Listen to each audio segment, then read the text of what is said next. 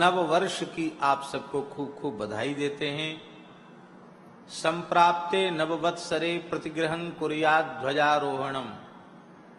जब नव संवत्सर आरंभ हो तो प्रत्येक वैदिक सनातन मतावलंबी हिंदू के घर में ध्वजारोहण अवश्य होना चाहिए।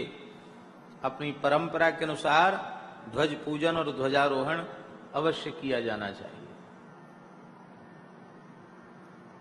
कलश, कदली पत्र, बंधनवार आदि से घर को सजाना चाहिए। वेद लक्षणा भारतीय देसी गाय के गोबर से चौका लगा करके, उरेन डाल करके फिर सुंदर रंगोली बनानी चाहिए। कदली स्तंभ आदि आरोपित करके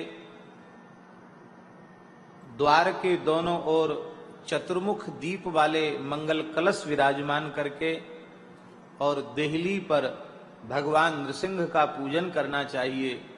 गुग्गुल का धूप अर्पित करना चाहिए। गाय के घी से युक्त गुग्गुल का धूप अर्पित करके नृसिंह भगवान से प्रार्थना करनी चाहिए, प्रभु आप ऐसी कृपा करें कि इस घर में कोई अलाय बलाय घुसे ही नहीं, सब स्वस्थ निरोग रह करके स्वधर्म का पालन करते हुए भगवान के मंगलमय नाम का स्मरण करें। इसके बाद अपने घर में विराजमान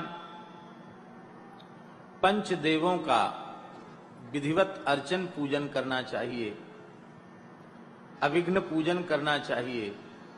श्री वृंदावन बिहारी लाल की जय, श्री रमण बिहारी लाल की जय। हम लोग बड़े भाग्यशाली हैं। हमारे ब्रजमंडल की गरिमा कथा जगत की विशिष्टतम विभूति, हम सबके परम आदरणीय परम श्रद्धेय पूज्य श्री ठाकुर जी हम सबके मध्य सन्मुख विराजमान हैं।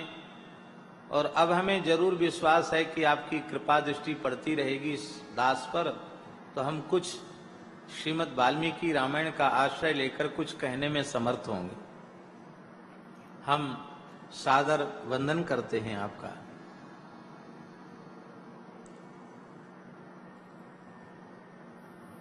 नवीन वस्त्र नव संवत्सर पर धारण करने चाहिए।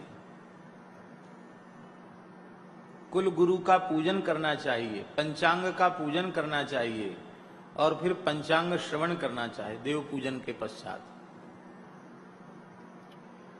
कलश स्थापन पूर्वक बासंती नवरात्र का आदर करते हुए भगवती के मंगल कलश की स्थापना करके 9 दिवस पर्यंत भगवती का अर्चन पूजन करना चाहिए। और यह चैत्र शुक्ल पक्ष श्रीमद् वाल्मीकि रामायण के पारायण के लिए, श्रीमद् रामचरितमानस के पारायण के लिए अत्यंत प्रशस्त है। इसलिए रामायण के नवान्न पारायण को भी यथासाध्य करना चाहिए। माताओं को नवीन वस्त्र देने चाहिए, महाराज जी लिखा है पंचांग में। अलंकरण नए आभूषण देने चाहिए, पर ये तभी देने चाहिए जब गृहस्वामी ऋण मुक्त हो, सामर्थ्य से संपन्न हो। अब वो बेचारे कर्ज में डूब रहे हैं और कहो कि नहीं मूल्यवान आभूषण और कर्ज करके ले आवें, तो 9 वर्ष आनंदमय फिर नहीं होगा। जैसा है उसी के अनुरूप वस्त्र आदि को दे करके अलंकरण आदि से अलंकृत अपने गृहलक्ष्मियों को, बालकों को, सबको अलंकृत करना चाहिए।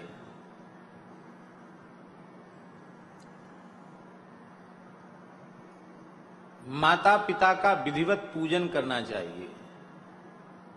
सद्गुरु की सन्निधि हो तब तो कहना ही क्या, उनका भी विधिवत पूजन करना चाहिए। और नहीं मातृ समो गुरु, माता के समान कोई गुरु नहीं है। जन्मदात्री माता का विधिवत पूजन करना चाहिए नव संवत्सर के आरंभ में। और पिता का पूजन करना चाहिए, क्योंकि पिता भी गुरु पद वाच्य ही है। श्री शुक रामायण का आरंभ तो गुरुवर्थे त्यक्त राज्यो विचरदन वनम पद्म पदभ्याम प्रियाया कहकर सुखदेव जी ने किया है। गुरुवर्थे का अर्थ वहां पितृर्थ है ठाकुर जी, यहां पितृर्थे त्यक्त राज्यो ये भी हो सकता था, पर यह न कहकर सुखदेव जी ने गुरुवर्थे ये कहा। इसका अर्थ है वे कहना चाहते हैं, हम सबको बताना चाहते हैं कि पिता भी गुरु ही है।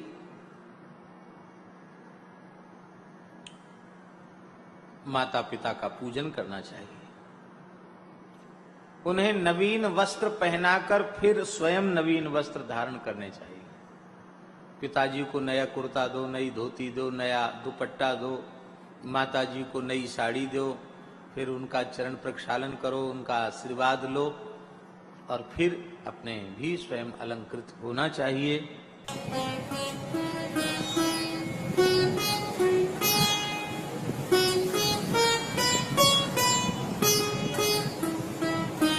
श्री सीताराम प्रतिदिन सत्संग एवं दर्शन के लिए श्री महाराज जी के ऑफिशियल चैनल को जरूर सब्सक्राइब करें।